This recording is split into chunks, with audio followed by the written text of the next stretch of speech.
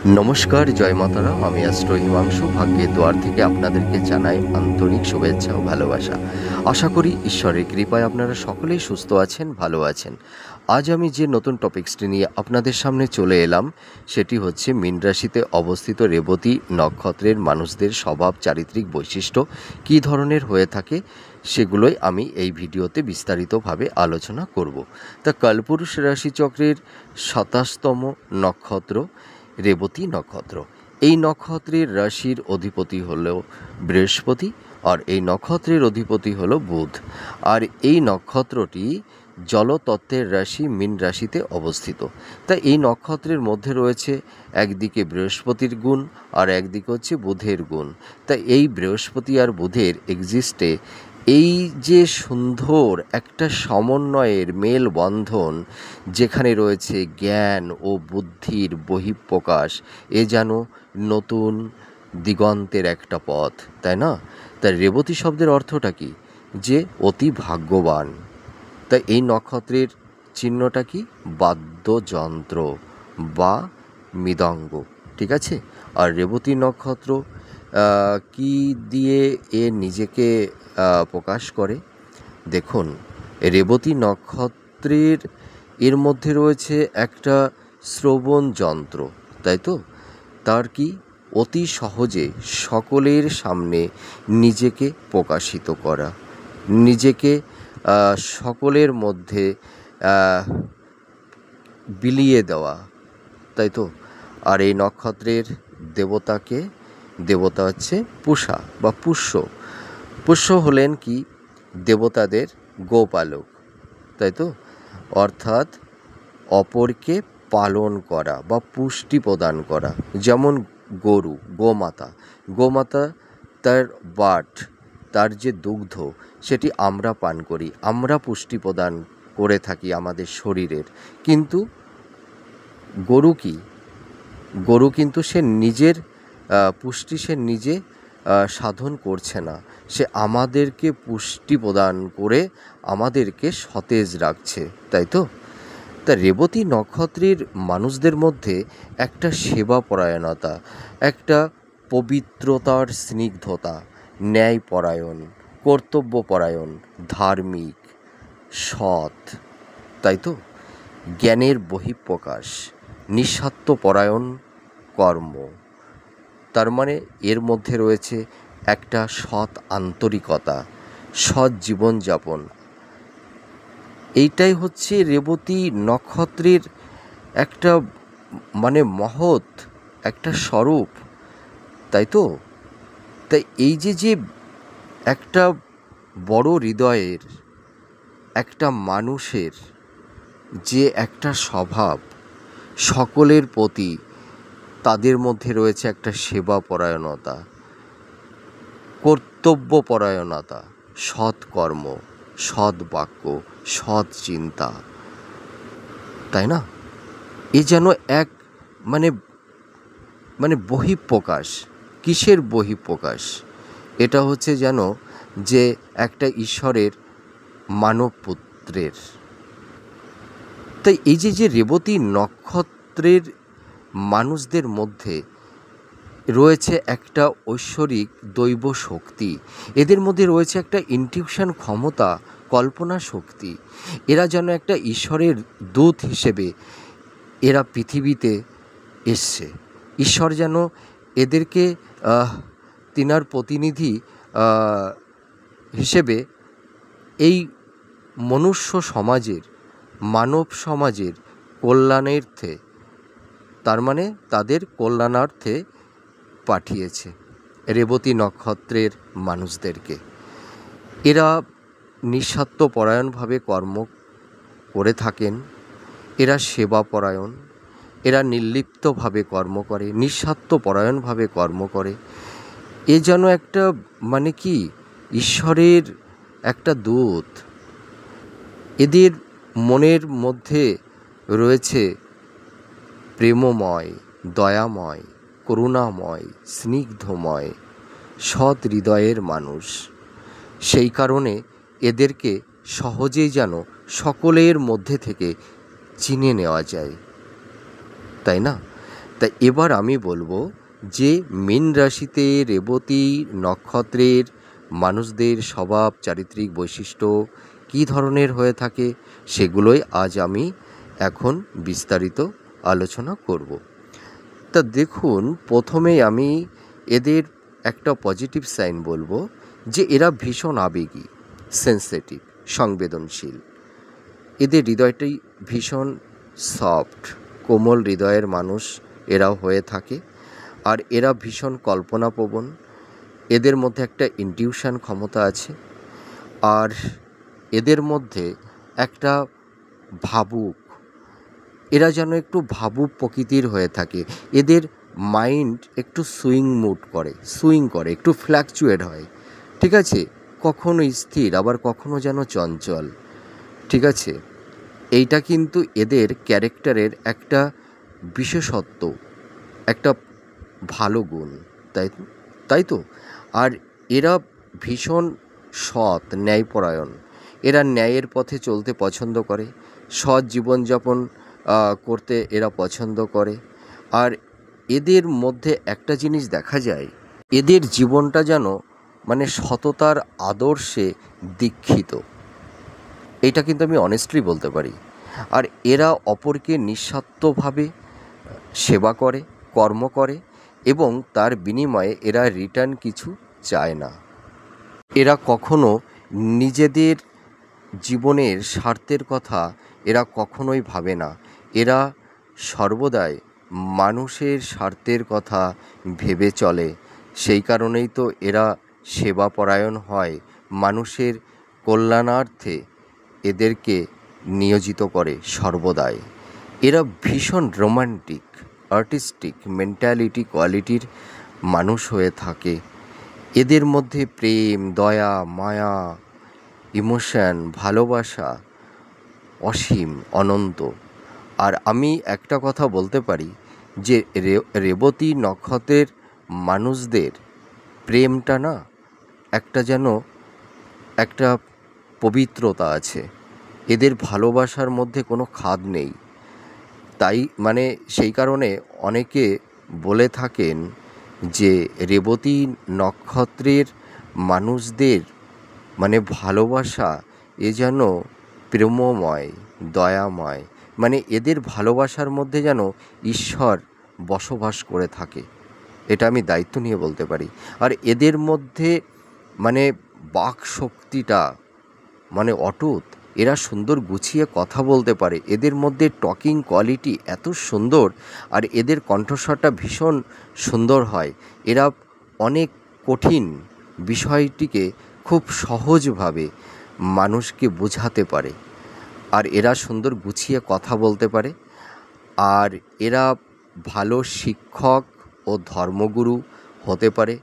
এরা মানুষকে সুন্দরভাবে বোঝাতে পারে, মানুষকে মানে যে কোনো কঠিন বিষয়বস্তুকে মানে এরা এত সহজে মানে মানুষের সামনে এক্সপোজ করতে পারে, এটি ভাবাই যায় না। আর এরা নিজেরা পড়তে যেমন ভালোবাসে, আবার অপরকে পড়াতেও ভালোবাসে। এরা মানুষকে শিক্ষাদান করতে খুবই পছন্দ করে। আর এরা ভালো মানে কি বলবো, ভালো ধর্মগুরু হতে পারে, ভালো টিচার হতে পারে, এরা ভালো স্ক্রিপ্ট রাইটার হতে পারে, এরা ভালো অ্যাঙ্কার হতে পারে, এরা ভালো মানে অভিনেতা হতে পারে, ভালো অ্যাক্টর হতে পারে, ঠিক আছে। এদের মধ্যে মানে বহুমুখী প্রতিভা লক্ষ্য করা যায়। আর এরা ভীষণ বুদ্ধিমান, ভীষণ ট্যালেন্ট। এরা যে কোনো বিষয়বস্তু সহজেই মানে অল্প সময়ের মধ্যে ধরে নিতে পারে। আর একটা জিনিস দেখা যায় যে রেবতী নক্ষত্রের জাতক জাতিকা যারা থাকে না, মানে এরা দেখবেন একটা জিনিস যে এরা যে কোনো বিষয়বস্তু খুব অল্প সময় মানে পড়ে সেই বিষয়টিকে এরা আয়ত্ত করে নিতে পারে। তার কারণ কি, এদের মানে এদের স্মৃতিশক্তিটা খুব প্রখর এবং খুব তীক্ষ্ণ হয়। আর এরা একটা কথা আমি বলবো, এরা মিথ্যা কথা বলতে পছন্দও করে না, আবার শুনতেও পছন্দ করে না। তার মানে ব্যাপারটা কি, এরা বলতেও পছন্দ করে না, শুনতেও পছন্দ করে না। আর এরা ওই কোনো মানুষকে নিয়ে ক্রিটিসাইড, মানে সমালোচনা, এরা কিন্তু এটা একদমই বরদাস্ত করতে পারে না। আর আরেকটা কথা আমি বলবো যে এরা মানে সহজে কারোর কারোর প্রেমে পড়ে যায়। তার মানে কি, এরা কিন্তু মানে খুব ভীষণ সহজ সরল হয়। এরা, এদের মনে কোনো পাপ থাকে না, এদের হৃদয়টা ভীষণ পবিত্র, স্নিগ্ধ, যে কারণে এরা নিজেদেরকে, মানে অপর মানুষ, মানে একটা কথা আছে না যে যে যেমনি জগৎকে দেখে সে তেমনি, মানে এরা তো ভালোই, এরা সকলকে কিন্তু নিজের মতন করেই ভালোভাবে, যার কারণে হয়তো কোনো কোনো সময় এদেরকে মানুষের কাছে ঠকতে হয়। ঠিক আছে, মানে ওই যে আমি একটা কথা বললাম, এদের এই সরলতার সুযোগ নিয়ে মানুষ এদের সঙ্গে অনেক প্রতারিত করে, এদেরকে ঠকায়। কিন্তু আমি একটা কথা বলবো, রেবতী নক্ষত্রের মানুষদেরকে কে ঠকায়? আমি একটা কথা অনেস্টলি বলতে পারি, এদেরকে যারা ভাবে আমরা ঠকিয়ে দিয়েছি, আমি বলবো তারাই বেশি ঠকে যায়। তার কারণ কি, একটা সময় এন্ড অফ টাইম তারা বুঝতে পারে যে আমরা কত একটা মূল্যবান একটা মানুষকে লাইফ থেকে হারালাম। ঠিক আছে, ওই যে একটা কথায় আছে না, রামকৃষ্ণদেব বলতেন যে আরে তোরা টাকা ছাড় রে, ভালো মানুষ ধর। টাকা আজ আছে কাল নেই, টাকা পরে পাবি, কিন্তু ভালো মানুষটিকে কিন্তু পাবি না। ওই জন্য একটা কথাই আছে, মানুষ অর্থ ছেড়ে দেয় কিন্তু ভালো মানুষকে কখনোই ছাড়তে চায় না। তাই রেবতী নক্ষত্রের মানুষগুলো ঠিক তেমনি, আমি এটি দায়িত্ব নিয়ে বলতে পারি।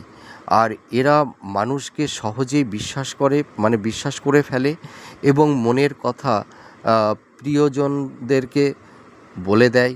সেই কারণে অনেক সময় এদেরকে অনেক সমস্যার মধ্যে পড়তে হয়। আর এরা ভীষণ কেয়ারিং, যত্নশীল। এরা পরিবারের সদস্যদের প্রতি বলুন, পিতা মাতা, মা বাবা, সন্তান, মানে স্বামী, মানে সকলের প্রতি এরা ভীষণ যত্নশীল এবং ভীষণ কেয়ারিং। আর এরা কি বলবো, মানে সকলের খুব আস্থাভাজন হয়ে থাকে। সেই কারণে এদেরকে সকলেই বিশ্বাস করে। আর এরা কাউকে কখনো ঠকায় না।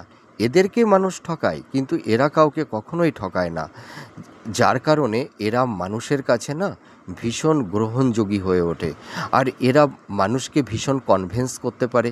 আর এরা ভীষণ মিশুকে হয়, এরা যে কোনো পরিবেশ পরিস্থিতিতে নিজেদেরকে মানিয়ে নিতে পারে। তার মানে কি, মানে মীন রাশি, মীন রাশি তো জলতত্ত্বের রাশি, তার মানে কি জল যে পাত্রে রাখা হয় সেই পাত্রের রূপই ধারণ করে।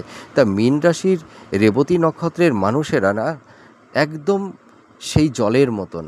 ঠিক আছে, এরা যে পাত্রে রাখা হবে সেই পাত্রের রূপই এরা ধারণ করে থাকতে পারে। তার মানে এরা যে কোনো পরিবেশ পরিস্থিতির সঙ্গে এরা মানিয়ে নিতে পারে।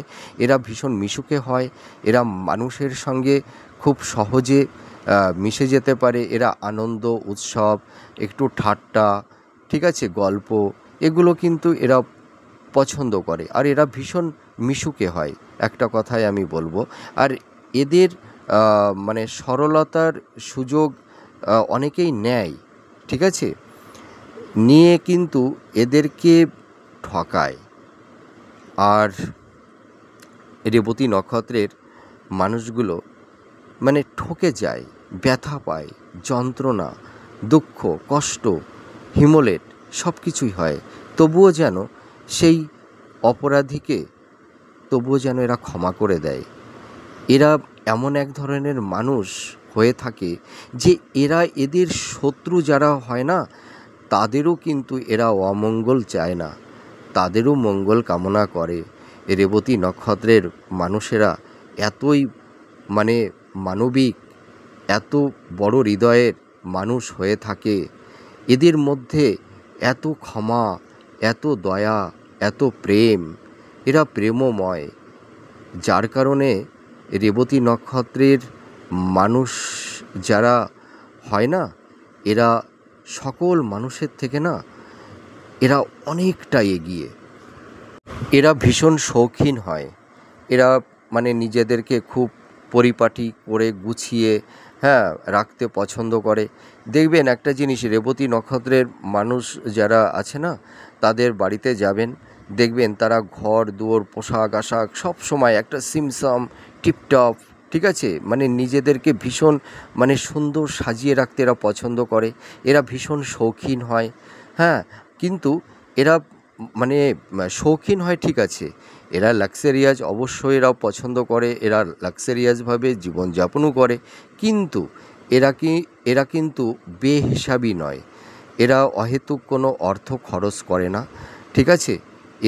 এরা মানে যেটা খুবই এসেনশিয়াল, সেইটার পারপাসেই এরা অর্থটা খরচ করে। এটা কিন্তু এদের খুব একটা ভালো গুণ। এদের মধ্যে একটা আধ্যাত্মিকতা জিনিস লক্ষ্য করা যায়। এদের মধ্যে ইনটিউশন ক্ষমতা মানে অসীম। এদের সামনে কি হতে পারে এরা কিন্তু আগাম বুঝতে পারে, ঠিক আছে। এদের মধ্যে তন্ত্র, জ্যোতিষী, গুপ্তবিদ্যা, অকাল্ট সায়েন্স এইগুলোর প্রতি কিন্তু এদের ভালো ন্যাক থাকে। আর এই রেবতী নক্ষত্রের মানুষদের মানে যখন মানে শেষ সায়ান্নে পৌঁছে যায়, তখন এরা একটু ঈশ্বরের প্রতি এদের বাকি জীবনটা যেন সেই ঈশ্বর জ্ঞান, ঈশ্বর ধ্যান, ঈশ্বর চিন্তার মধ্যে এরা নিজেদেরকে বিলীন করে দেয়, ঠিক আছে। আর মীন রাশির মানে বিশেষ করে মানে নারীরা, মানে মেয়েরা, এরা পুজো পার্বণ করতে ভীষণ পছন্দ করে। আর এরা দেখবেন তীর্থ ভ্রমণ, ভালো ভালো টেম্পেল মানে মন্দিরে এরা যেতে খুবই পছন্দ করে। আর এরা খাদ্য ও পোশাকের ব্যাপারে মানে ভীষণ যত্নশীল, ঠিক আছে। এরা ভীষণ রুচিসম্মত। আর এরা দেখতে পারবেন এরা খুব ম্যাচিং করে পোশাক পরতে পছন্দ করে। আর এরা একটু ভালো মানে স্টাইলিশ পোশাক হবে, একটু ভালো ব্র্যান্ডের একটু জামা, জুতো, একটু বডি স্প্রে, ঠিক আছে। মানে এরা সুন্দর মানে নিজেদেরকে গুছিয়ে রাখতে চায়। আর এদের চেহারার মধ্যে না ভীষণ একটা অ্যাট্রাকশান আছে।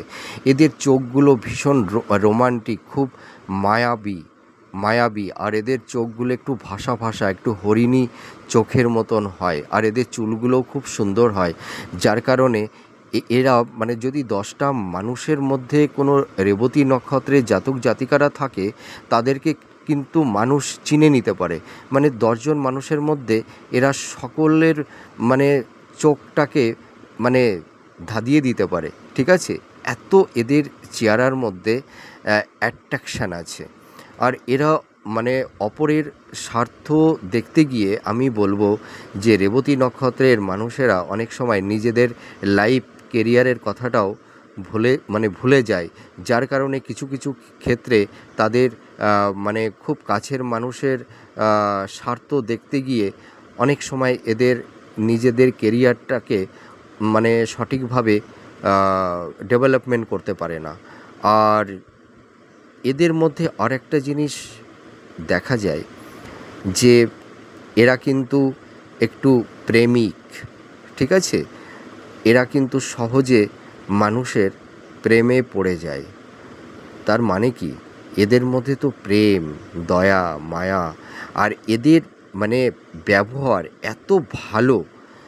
যদি আমি একটা অনেস্টলি কথা বলতে পারি যে মীন রাশির রেবতী নক্ষত্রের জাতক জাতিকাদের সঙ্গে যদি কেউ মানে একটু দীর্ঘদিন মেলামেশা করে না, এদের প্রেমে ভালোবাসায় অপর মানুষটি হাবুডুবু খেতেই হবে। আর এরা ভীষণ শান্ত স্বভাবের মানুষ হয়। এরা কোনো ঝুট ঝামেলা, কলহ, অশান্তি এগুলো এরা একদমই পছন্দ করে না। আর এরা ভীষণ মানে পরিবারের প্রতি তো ভীষণ যত্নশীল, কেয়ারিং তো হয়েই থাকে। আর এদের দাম্পত্য জীবন না খুব সুখের হয়, আমি এটা অনেস্টলি বলছি। এবার কিছু রাশি অন্যরকম হয়ে গেলে এবার দেখা যাচ্ছে যে মীন রাশির রেবতী নক্ষত্র, তার মানে এর অধিপতি হচ্ছে বুধ। দেখবেন এই রেবতী নক্ষত্রের জাতক জাতিকাদের মধ্যে একটা শিশু সুলভ একটা মেন্টালিটি দেখতে পাওয়া যায়। আর রেবতী নক্ষত্রের জাতক জাতিকাদের মানে এদের চেহারার লুকিংটা না দেখে কেউ এদের বয়সটা বুঝতে পারে না। এদের মানে লুকিংটা মানে একটু মানে বাচ্চা বাচ্চা লুকিং, ঠিক আছে, মানে শিশু সুলভ একটা লুকিং, মানে এদের বয়সের ছাপটা ধরা যায় না, এইটুকু আমি অনেস্টলি বলতে পারি। আর পরিশেষে আমি একটা কথা বলবো যে রেবতী নক্ষত্রের মানুষ যারা হয় না, এরা সংসারের জন্য, পরিবারের জন্য এরা অনেক কিছু করে, কিন্তু দেখা যায় যে একটা সময় পর এরা এদের যে ন্যায্য সম্মান, এদের যেটুকু ভালোবাসা এরা হয়তো অনেক সময় পেয়ে ওঠে না। হয়তো কাছের মানুষটিও হয়তো এদেরকে অনেক সময় মিসগাইড করে, বা এরা অনেক সময় কাছের মানুষের কাছ থেকেও হিমোলেট এদের হতে হয়। এটা কিন্তু একটা ধর্ম। আর রেবতী নক্ষত্রের মানুষদের মধ্যে একটা জিনিস আমি লক্ষ্য করেছি যে ঠিক ধূপের মতন, ঠিক আছে, ধূপ যেমন নিজে জ্বলে পুড়ে মরে আর সে অপরের জন্য গন্ধ বিলায়, রেবতী নক্ষত্রের মানে জাতক জাতিকারা ঠিক তেমনি। এরা সংসারের জন্য, পরিবারের জন্য, মানে নিজের স্বামী সন্তানের জন্য এরা যা নিজেদেরকে মানে আত্মত্যাগ করে, এরা নিজেরা যেভাবে আত্মত্যাগ করে, এরা শত কষ্ট, ব্যথা, যন্ত্রণা কাউকে বুঝতে দেয় না।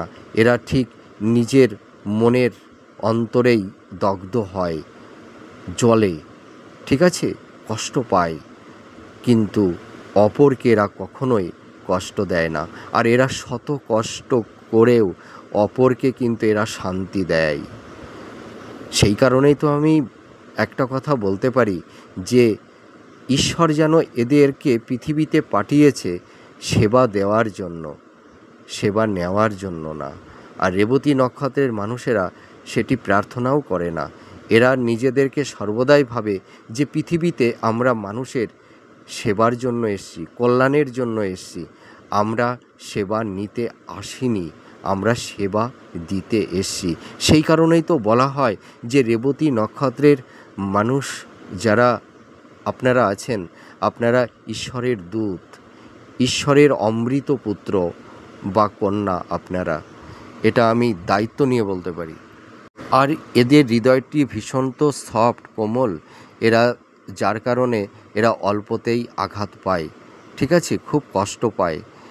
আর এরা মানে এত ভালো হৃদয়ের মানুষ, আমি কি বলবো, এই রেবতী নক্ষত্রের মানুষদের চারিত্রিক বৈশিষ্ট্য ব্যাখ্যা করতে গিয়ে আমি যেন আবেগতাড়িত হয়ে পড়ছি। তা আমি একটা কথা বলতে পারি যে আপনারা হয়তো মানুষের কাছ থেকে তেমন কিছু পান না, কিন্তু আমি এইটুকু দায়িত্ব নিয়ে বলতে পারি ঈশ্বরের কাছ থেকে আপনারা যা পান বা যা পেয়েছেন এটি হয়তো অন্য কেউ পায় না, গড গিফট, এটুকু আমি বলতে পারি।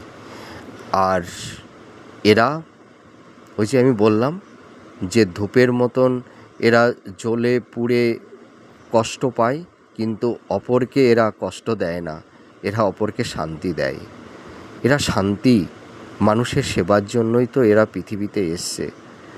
কিন্তু এই মানুষগুলো অনেক সময় না এদের সেই মানে প্রাপ্য সম্মানটুকু এরা অনেক সময় পেয়ে ওঠে না, যার কারণে হয়তো এরা একটু কষ্ট পায়। এরা শুধু একটু ভালোবাসা চায়, এরা একটু সম্মান, একটু ভালোবাসা, এইটুকুই এরা প্রত্যাশা করে। এরা কিন্তু কারোর কাছে ওই দামি কিছু জিনিস এরা চায় না। এরা শুধু একটু ভালোবাসা আর একটু সম্মান, নিজেদের একটু আত্মমর্যাদা, এইটুকু চায় এরা। এরা জীবনযুদ্ধে সহজে কখনো হার মানে না। এরা লড়াই করতে জানে, এরা সারা জীবন সংগ্রাম করতে জানে। আর এদের জীবনের প্রথম দিকে একটু স্ট্রাগল থাকে, একটু বাধা থাকে, কিন্তু পরে এদের সেই বাধা, সেই স্ট্রাগল এদের কিন্তু আর অতটা থাকে না। তার মানে কি, ঈশ্বর এদের দুঃখ কষ্ট যন্ত্রণা দিয়ে এদের জীবনের স্বরূপকে, জগতের স্বরূপকে আত্মোপলব্ধি করতে শেখায়। যে তুমি কে, তুমি কোথা থেকে এসছো, কী করে এসছো, তুমি কেনই বা পৃথিবীতে এসছো, আর তোমার কি কর্ম, আর তোমার শেষ পরিণতি কী, আর তুমি কি দিয়ে যাবে এই ইউনিভার্সকে, এই জগৎকে, আর তুমি কি নিয়েই বা যাবে। এইটাই কিন্তু এদের আত্মদর্শন, আত্মোপলব্ধি। আমি এইটুকু দায়িত্ব নিয়ে বলতে পারি। এরা সবসময় এদের জীবনকে নিয়ে এরা আত্মপর্যবেক্ষণ এরা করে থাকে। তার মানে আমি রেবতী নক্ষত্রের মানুষদেরকে আমি বলবো তো দার্শনিক। তার মানে কি, এরা আত্মাকে পরমাত্মা জ্ঞানে কনভার্ট করতে চায়। আত্মা তো আমাদের জীবন, তাই না? আর পরমাত্মা কি? ঈশ্বর। তার মানে তুমি আত্মাকে আত্মজ্ঞানে বিকশিত করা, তাই তো? তাই এরা আত্মাকে আত্মজ্ঞানে বিকশিত করতে চায়, এরা ইউনিভার্সের সঙ্গে বিলীন হতে চায়। ঈশ্বর, ঈশ্বর কি? আমি কে? আমার জীবনই বা কী? এইটাই তো এদের মধ্যে প্রশ্ন চিহ্ন। সেই কারণেই তো আমি বলি, এরা ঈশ্বরের পুত্র বা কন্যা।